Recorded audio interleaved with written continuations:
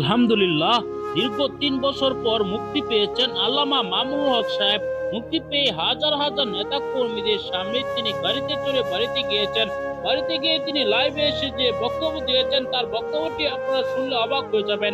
কারাগারে কি নির্যাতন করা হয়েছে, তাকে নির্যাতনের বর্ণনা দিতে গিয়ে কেঁদে দিয়েছেন আল্লামা মামুনুল হক সাহেব। মামুনুল হক সাহেবের বিষয় নিয়ে আমরা প্রথমে একটি বক্তব্য শুনে আসি, তিনি কোন শর্তে মুক্তি পেয়েছেন। খুবই গুরুত্বপূর্ণ একটি ভিডিও, তাই ভিডিও আমার সাথে অংশীদার হবেন। সম্মানিত দর্শক, সম্পূর্ণ ভিডিওটি দেখলেন। এই ভিডিও সম্পর্কে অবশ্যই আপনার মূল্যবান মতামত কমেন্টে জানাবেন। দর্শক, আল্লামা মামুনুল হক সাহেব দীর্ঘ ৩ বছর পর কারামুক্ত হয়েছেন। দর্শক, এই খবরটি এইমাত্র প্রকাশ হয়েছে।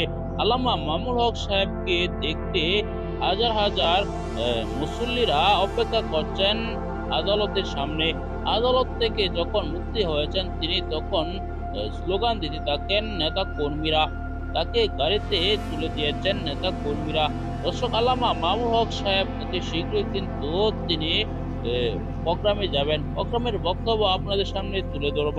আল্লামা মামুনুল হক সাহেব তিনি অনেকটি মামলায় তার নামে ছিল। আল্লামা মামুনুল হক সাহেব অবশেষে সবটি মামলায় খালাস পেয়ে জামিন পেয়েছেন।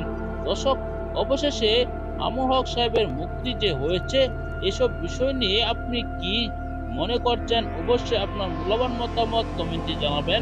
পরবর্তী এরকম ভিডিওগুলো পেতে এই চ্যানেলটিকে অবশ্যই সাবস্ক্রাইব করে রাখবেন। ভিডিওতে একটি লাইক দিয়ে শেয়ার করে অন্যদেরকে দেখার সুযোগ করে দিবেন। এই মুহূর্তে বিদায় নিচ্ছি, দেখা হবে পরবর্তী কোনো ভিডিওতে। ভালো থাকুন, সুস্থ থাকুন। আসসালামু আলাইকুম ওয়া রাহমাতুল্লাহ।